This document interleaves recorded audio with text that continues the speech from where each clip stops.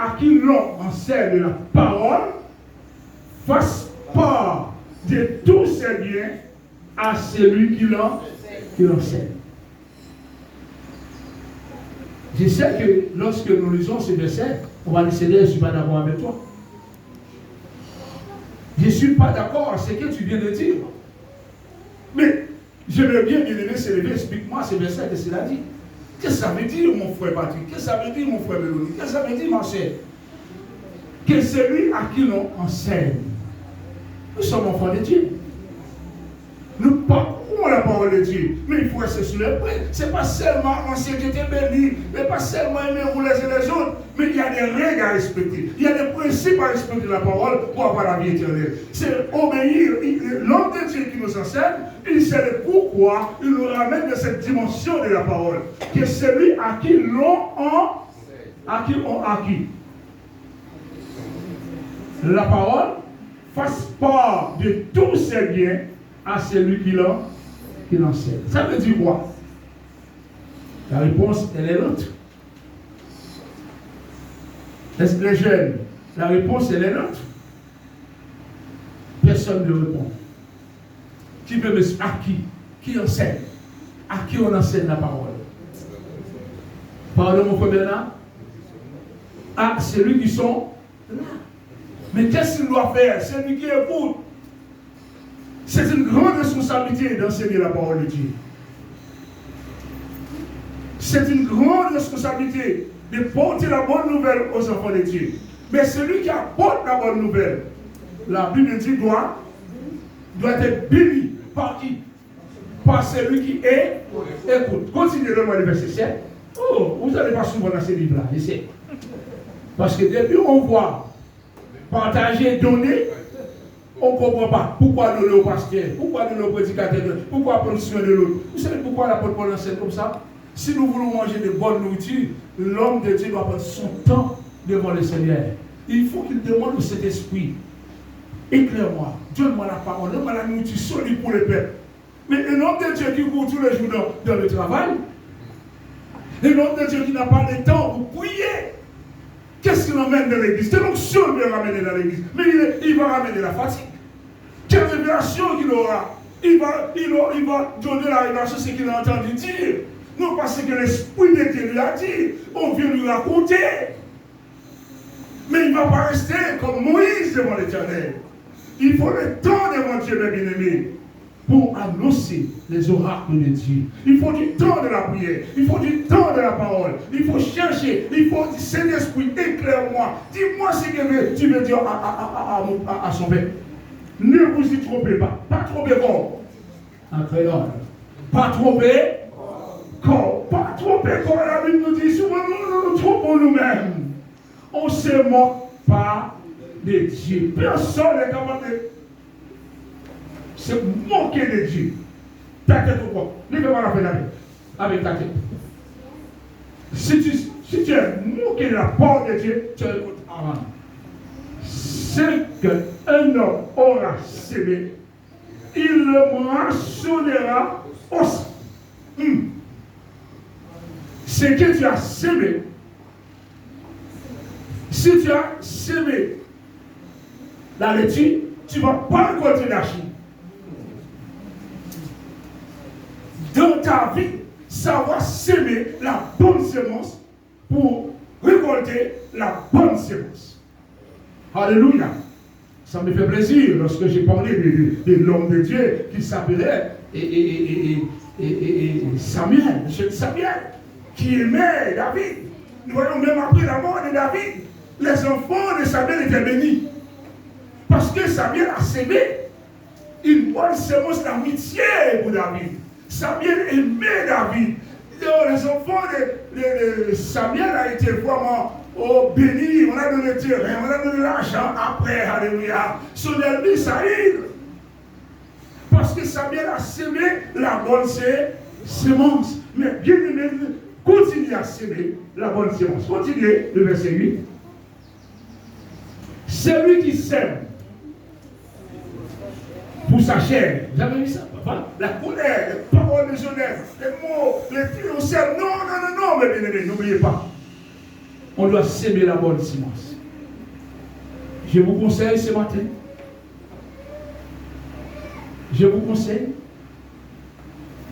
c'est un conseil, ne critiquez jamais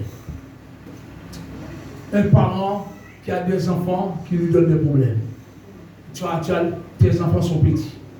Mais priez pour ces parents qui souffrent avec les enfants. Et puis veille sur tes enfants. Ah, la semence c'est ça. Et si tu critiques, tu verras que tes enfants les décider. Mais priez pour les enfants de l'autre. Priez pendant que les enfants viennent de bouleverser la maison. Toi, ne critiquez pas, ne marchez pas sur les parents, mais s'aimer de la prière. S'aimer de la prière. Là, tu vas préserver tes propres enfants. Parce que tu as une bonne semence à récolter. C'est lui qui sème pour la chair. Mais depuis que tu connais le Seigneur, pourquoi tu sèmes? Combien d'années tu es dans le Seigneur? Est-ce que tu as déjà récolté des âmes? Combien d'âmes que tu mets le Seigneur? Maintenant, j'ai pas une autre dimension. Depuis que tu as rencontré le Seigneur, le nombre d'années, qu'est-ce que tu sèmes? Est-ce que tu connais la valeur d'une âme, quelqu'un qui ne connaît pas le Seigneur? Est-ce que tu savais la joie qui est dans le ciel? Quelle couronne de joie qui nous attend lorsque nous portons la bonne nouvelle à quelqu'un qui ne connaît pas Dieu? La couronne s'appelle la couronne de joie. Pour ceux qui ramènent les âmes au Seigneur. Mon frère Seigneur continue. Fais l'évangéliste. Il y a une couronne de joie là-haut. Parmi les 7 couronnes. La Bible nous dit, qu'est-ce qu'il va récolter? Quand il a semé pour la chair, la corruption. Est-ce que c'est une bonne chose? Non. Pas trop bon. Mais celui qui sème pour l'esprit, moissonnera quoi? De l'esprit, de la vie éternelle. Amen. Quelle semence nous voulons récolter? La vie éternelle. Pas la chair, mes bien-aimés. Parce que la chair n'a pas de place. Il n'y a pas de place dans le ciel pour la chair et le sang. Mais il y a la place pour le Saint-Esprit. Il y a la place pour l'obéissance. Il y a la place pour la bonne semence. Il y a la place pour ceux qui marchent avec le Seigneur en nouveauté de vie. Comme nous avons lu ce matin, il y a la place pour toi, mon frère. Il y a la place pour... Il y a quelque chose qui t'attend là-haut. Ça dépend de la manière que tu as semé. C'est que Dieu, il a placé pour toi. Aucune oreille a entendu. Aucune œil a vu. Mais Dieu, il a une bénédiction pour toi. Le malheur qui t'accable ne vient pas de Dieu. Le malheur, la malédiction qui est après toi ne vient pas de Dieu. Mais Jésus, il a un projet de paix pour toi. Il veut que tu apprennes à semer la bonne semence pour récolter la bonne semence. Alléluia. Par l'Esprit éternel, le verset 9 nous dit, le verset 9 nous dit, nous continuons avec la parole de Dieu. Le verset 9 nous dit, là-bas, verset 9 encore, ne nous lassons pas de faire. Oh, mais c'est la Bible, c'est avec moi. Ah, j'ai bien fait du bien, j'ai pas fait encore, j'ai fait du bien et tel là-bas encore. Non, ta récompense sera grande dans le. C'est pourquoi on a dit ne vous lassez pas. Ne vois pas celui qui t'a rendu le mal pour le mal. Souvent, on veut rendre le mal pour le mal. Non, mes bien-aimés. Si ton ennemi a faim, donne-lui à manger. Alléluia. La Bible nous dit, ne nous lassons pas fatigués de faire du bien. Contentons que le Seigneur te donne à faire du bien. Marcel, on t'a fait du tort, Dieu voit. Dieu voit. Mais continue à faire du bien. Ne vous lassez pas de faire le bien. Car nous moissonnerons autant tu ne penses même pas, tu as une récompense. Si nous ne nous relâchons pas, continuez à faire, ne relâchez pas. Fais tout pour la gloire de Dieu. Ne fais pas pour la gloire de toi-même. Mais fais tout parce que tu aimes le Seigneur, parce que tu veux servir le Seigneur, parce que tu veux accepter sa parole, parce que tu es ses enfants. Fais tout pour la gloire de Dieu. C'est bien aimé. Un manque de pardon ne rentre pas dans le ciel. Amen. Il n'y a pas de place dans le ciel pour le manque de pardon. Et le message central à l'église, c'est de vous repentir, apprendre à pardonner. On donne trop de messages sans repentance, sans le pardon. La clé, c'est la repentance et pardonnez-vous les élèves, les autres, parce que dans notre Père, notre première prière, nous savons que la nous dit nous devons pardonner à ceux qui nous ont offensés. C'est là le problème. Ne nous laissons pas de pardonner à ceux qui nous ont offensés. On va nous offenser. Dieu va permettre qu'on nous offense pour apprendre à pardonner. Alléluia. Ça, il faut prier pour ça. Ça m'a bien aimé ce matin. Et j'ai dit, Seigneur, merci. Le mois dernier, j'ai vu une sœur qui était sur la route. Et puis, on a fait la sœur. Bonjour, mon sœur, ça va? Bonjour. Il m'a fait le doigt d'honneur. Oh. Le doigt des honneurs. Une sœur, elle m'a fait, je ne sais pas comment elle a soulevé son doigt. Elle m'a fait prophétiser. L'Éternel dit, moi je ne prends pas cette idée-là. Toi tu peux prophétiser dans l'église, mais jamais menti. Arrête avec ça. Toi le prophétie dans l'église, les foyers sont tête en bas. La parole n'est pas respectée. Toi tu prêches l'évangile, les foyers sont tête en bas. Non, arrête avec ça. La Bible nous dit, bien aimé, nous devons porter témoignage, démontrer notre corps durement. Oh, on n'est pas d'accord avec passer la guerre. Si ton foyer n'est pas comme la parole de Dieu, je t'arrête, tu ne vas pas venir donner prophétie ici. Il faut un témoignage vivant. Il faut que l'église bénisse. Trop longtemps, on ramène la malédiction dans les églises. Trop longtemps, on ramène les bêtises dans l'église. Il est temps que ça change. Mais, ça veut dire que c'est passé. Mais ça ne m'empêche pas de continuer à dire bonjour, mes bien-aimés. Alléluia. Réponds pas, c'est ton problème. Vous savez pourquoi je continue à le faire? Vous savez pourquoi? Le Seigneur me dit, celui qui s'abaisse sera. Elle répond pas, mon cœur est tranquille avec qui? Jésus. Avec Jésus, pas avec un homme. Parfois, la chair, nous voyons là, nous dit non, ne fais pas ça. La chair nous dit non, c'est pas moi de descendre devant un tel. Mais bien, on ne descend pas devant un homme, non. On ne descend pas devant un homme, non. Mais on est courbé devant la parole de Dieu. Et lorsqu'on est courbé devant la parole de Dieu, il y a une grande bénédiction pour toi. Alléluia. Alléluia. Ce que j'attends, c'est la bénédiction. Ce que je veux, c'est la gloire de Dieu. Alléluia. Alléluia. Je veux que l'ennemi tremble lorsque nous ouvrons la Bible. Lorsque nous parlons de Dieu, il faut que Satan tremble. Alléluia. La Bible nous dit, ne nous laissons pas de faire le bien. Car nous moissonnerons autant qu'on verra. On ne sait pas à quel temps. La bénédiction suit tes enfants. La bénédiction suit tes petits-enfants. Il y a un temps.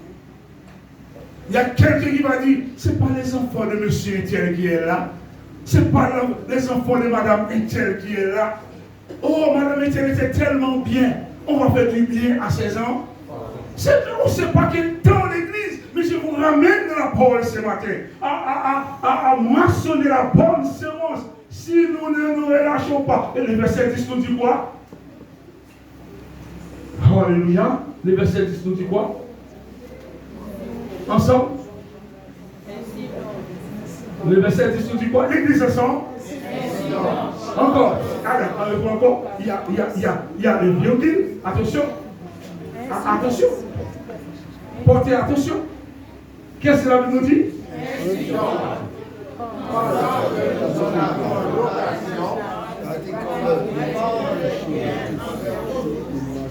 Surtout.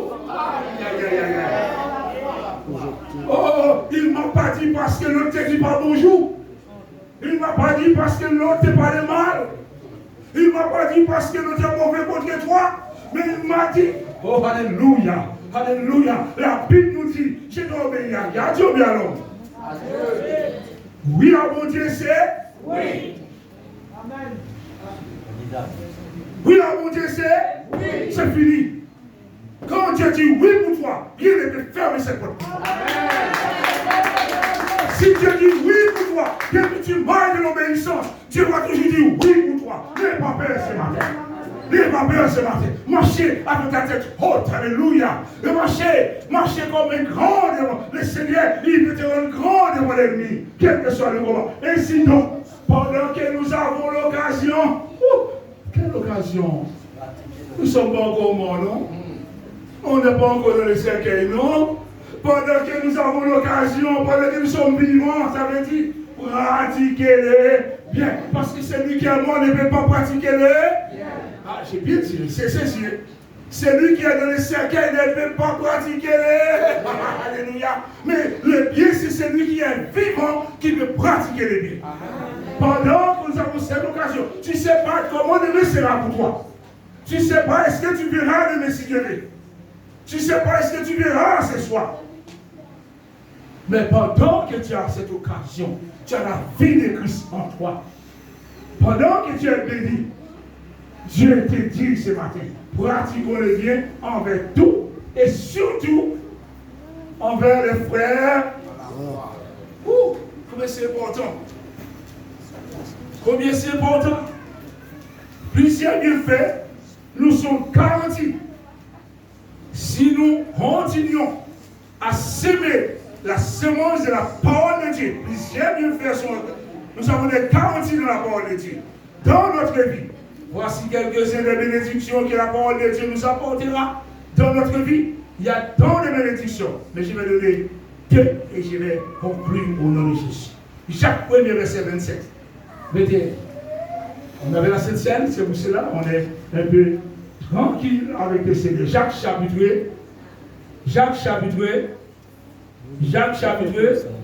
1er verset 21. Quelques bénédictions. Combien qui veut entendre la bénédiction que le Seigneur a pour nous? Combien qui veut entendre cette bénédiction? Combien qui veut manger cette bénédiction? Lorsque j'entends une bénédiction, ça me fait courir. Lorsque j'entends une Dieu béni, ça fait plaisir. Vous voyez, comment tu es tranquille. Tu es assis comme un blazer pour manger la parole de Dieu. Mais vous savez, c'est seulement de le Seigneur, seulement tu seras heureux comme ça. Alléluia. Tu es tranquille, mon frère Malbranche. Il a servi de manger la parole de Dieu. Écoutez, mais Dieu a encore toute bénédiction pour nous, mon frère Jacques. Alléluia. Mon frère Francis, lisez ça. C'est pourquoi il y a des règles, ça c'est des règles, pour être béni. C'est pourquoi. Alors l'église. C'est pourquoi. Moi je parle pour sourire et tout excès de malice. Recevez avec douceur la parole qui a été plantée en vous. Recevez avec quoi? Qu'est-ce que nous allons recevoir? La parole de Dieu. Mais si vous arrivez dans une église, ce n'est pas l'évangile qui prêche, ne restez pas là. C'est la parole qui nourrit l'âme de l'homme. C'est la parole qui nous fait rencontrer le Seigneur. La Bible nous dit, c'est pourquoi. Réfléchis. C'est pourquoi me dit, réfléchis. Rejetons, premièrement, nous-mêmes, toute souillure et tout accès de malice. Rejetez tout cela. Faites l'effort, luttez de la prière pour recevoir avec douceur. Tout ça, c'est un blocage pour que la parole puisse entrer en nous. Quand il y a malice, on n'accepte pas la parole. Quand il y a excès, nous souillons, ça met un blocage de notre cœur. La parole ne peut pas descendre au pouvoir de nos cœurs. C'est pour cela, David lui-même, il disait dans le psaume 119, verset 105. Ta parole est une lampe à mes pieds, une lumière sur mon sens. La parole de Dieu, c'est une lampe à nos pieds. Et une lumière. Là, les bien-aimés sur chaque route, la parole fait le chemin pour nous. C'est là la grâce de Dieu. Rejetons tout suivi pour que la parole puisse entrer. Et recevrez avec douceur. Qu'est-ce que nous allons recevoir avec douceur? Qui a été planté en et qui peut sauver les âmes? Qui peut sauver notre âme? Qui peut sauver notre âme? Oh, je ne sais pas où. C'est toute ton âme. Est-ce que ton âme est dans la main du Seigneur? Est-ce que ton âme, c'est important. L'homme s'est fait avec trois parties. L'homme est conçu avec trois parties. Les jeunes, dis-moi, vous parlez trop de mon dos. L'homme est conçu avec 3 parties. C'est quelle partie? Dis-moi. Si tu m'écoutes, l'homme est fait de 3 parties. Première partie, c'est quoi? On n'est pas venu parler. Tu es à l'école, écoutez bien. C'est la parole qui va t'instruire. C'est la parole qui va te faire le bon bac. C'est la parole qui va te faire grandir à l'école. C'est la parole qui va te faire réussir comme Josué. Lorsqu'on vient à l'église, la Bible, c'est le livre qui a le plus beau français, c'est la Bible. Amen. Vous voyez ça? Ça nous apprend à parler le français bien. C'est pourquoi je vous croyez dans la Bible. Ça nous apprend à être un écrivain, comme l'évangéliste Augustin. Il n'a pas, vous savez, il a abandonné son travail, il travaillait dans les bananes. Il plantait beaucoup de figues à celui-ci. Et puis lorsqu'il avait servi le Seigneur, il dit, les jeunes, si vous voulez la réussite, alléluia, lisez la parole de Dieu. Alléluia. L'homme fait de 3 parties. Première partie, c'est quoi? Esprit, âme et corps. Alléluia. L'homme s'est fait avec 3 parties pacifiques. C'est pourquoi rejetez tout de suite tout accès de malice. Recevez avec douceur la parole qui a été plantée en vous, dans ton âme, dans ton esprit. Quand la parole est plantée en nous, on n'a pas besoin de nous dire adorer le Seigneur. Quand la parole est plantée en nous, on n'a pas besoin de nous dire Amen. Alléluia. Quand la parole est plantée en nous, on n'a pas besoin de faire une leçon. Pardonner. Mais l'Esprit de Dieu, alléluia, le Saint-Esprit, il nous apprend, parce que nous sommes à l'école du Saint-Esprit, la sensibilité, la parole rend sensible. C'est là, David disait, oh, alléluia, dans le psaume 119, verset 105. Ça parle-tu de lampe à mes pieds? La parole est une lampe, alléluia. Oh, quelle lampe, une lumière. La parole est claire. La parole est claire dans notre vie. Alléluia. Le verset 22, allez. Entre l'église, mettez en pratique la parole. Vous savez, ça n'a rien à voir avec l'école.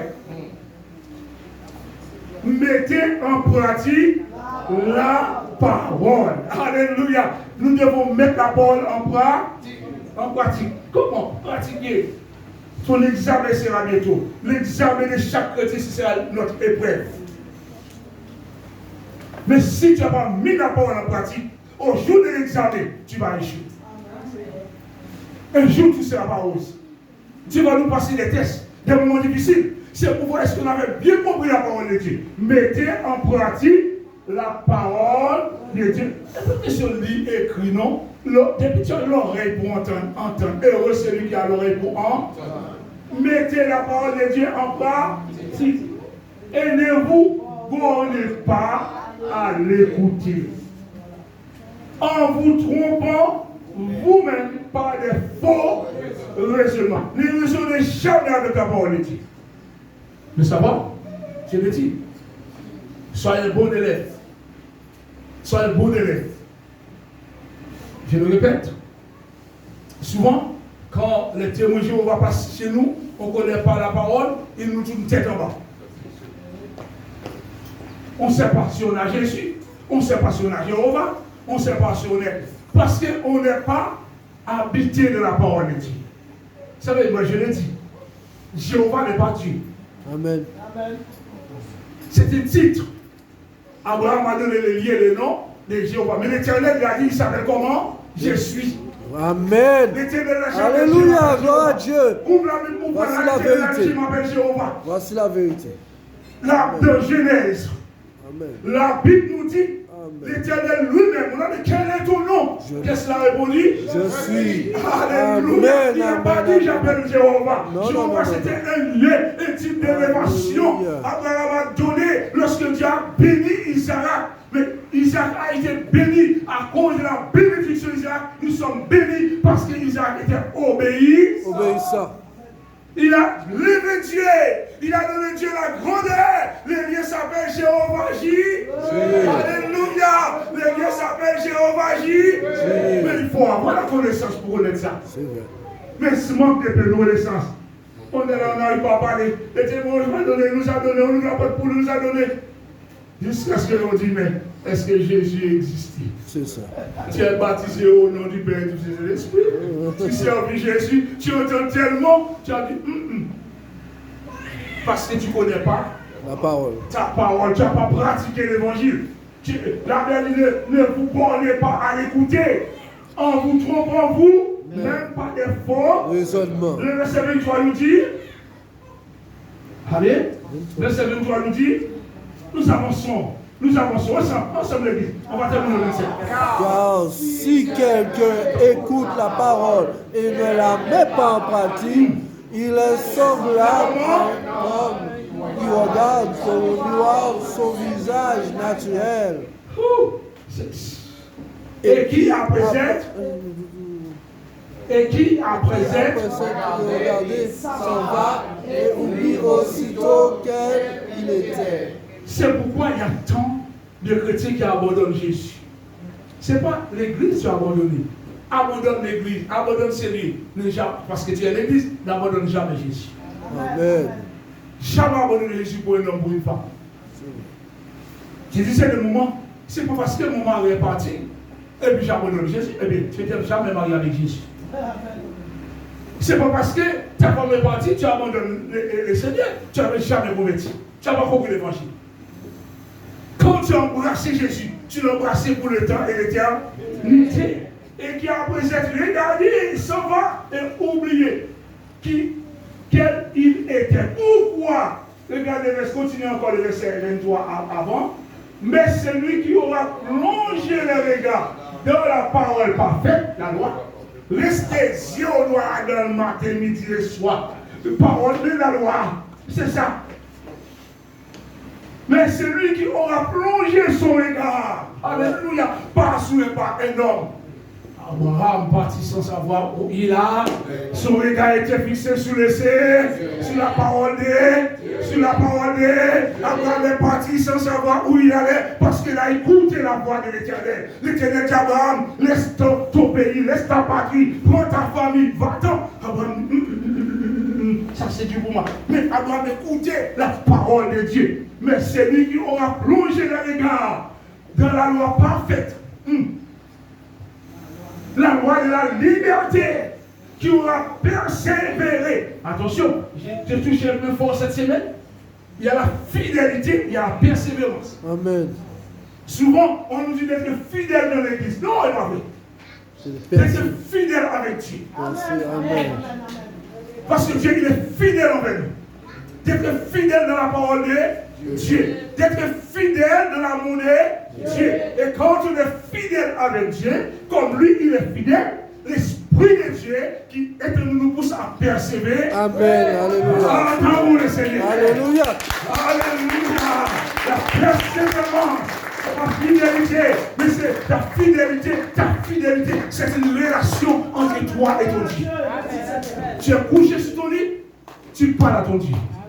Tu es dans la toilette, tu parles à ton Dieu.